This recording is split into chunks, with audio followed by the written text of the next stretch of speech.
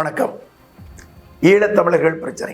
ஈழ அகதிகளுக்கு இந்திய குடியுரிமை வாங்கி தருவதாக, ஈழ அகதிகளுக்கு இந்திய குடியுரிமை, தனி ஈழம், இந்த இரண்டும் கிடைத்தாக வேண்டும். ஏறத்தாழ 37 ஆண்டுகளுக்கும் மேலாக தமிழகத்தில் நம் தொப்புள் கொடி உறவு என்று சொல்லிக்கொள்ளும் நம் ஈழத்தமிழர்களை இங்கே அகதிகளாய் தீண்டத்தகாதவர்கள் போல் வைத்திருக்கிறோம். இலங்கை தமிழர் என்று வீராவேசமாக வாய்களையே பேசுகிறோம். ஆனால் நம் சொந்த மண்ணில் அவர்களை சுதந்திரமாக உழவ விடாமல் அகதிகள் என்ற பெயரில் குட்டி அடிமைகள் போல் முகாம்களிலே அடித்து வைத்திருக்கிறோம். ஆனால் அந்நிய மண்ணில் England, Europe, Africa, America, Canada, Australia, Japan மற்றும் மலேசியா போன்ற நாடுகளில் நம் இலங்கை தமிழர்களுக்கு அடைக்கலம் கொடுத்ததோடு அந்தந்த நாடுகளின் குடியுரிமையை வழங்கி அந்த நாட்டு மக்களுக்கு இணையாக வாழ வழியமைத்து கொடுத்திருக்கிறார்கள். வியாபாரத்திலும் சரி, அரசு பணிகளிலும் சரி, பதவியிலும் சரி இருக்கிறார்கள். ஆனால் இங்கே கேவலம் நம்மவர்களை நாமே அடிமைப்படுத்தும் படமை.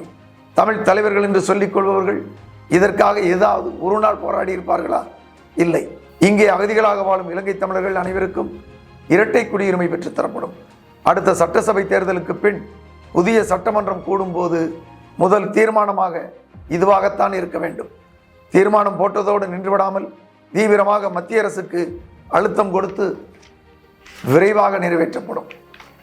தனி ஈழம் பெறுவதற்கு போராடிய திரு பிரபாகரன் அவர்களுக்கு அந்த இயக்கம் வெற்றி பெற முதல் ஆயுத உதவிக்காக பணம் கொடுத்து உதவி செய்து ஊக்குவித்ததே புரட்சித் தலைவர் எம்ஜிஆர் என்பதை இந்த நாடு அறியும். எம்ஜிஆர் இதிலும் தோற்றதில்லை. எனவே அவரது இந்த எண்ணமும் அவர் மறைந்தாலும் நிறைவேறும். தனி ஈழம் அமைய அனைத்து வகையிலும் முயற்சிகள் மேற்கொள்ளப்பட்டு இலங்கையின் நிரந்தர பிரச்சனைக்கு தனி ஈழம் காணப்படும். பங்களாதேஷிற்கு தனிவழி ஒன்றே சரி என பாகிஸ்தானிலிருந்து பிரித்து கொடுத்த இந்திய அரசுக்கு தனி ஈழம் பிரித்து கொடுக்க தெரியாதா? மனம் இருந்தால் மார்க்கம் உண்டு. மனமும் மார்க்கமும் மத்திய அரசுக்கு வரும். வராவிட்டால் போராடி வர வைப்போம்.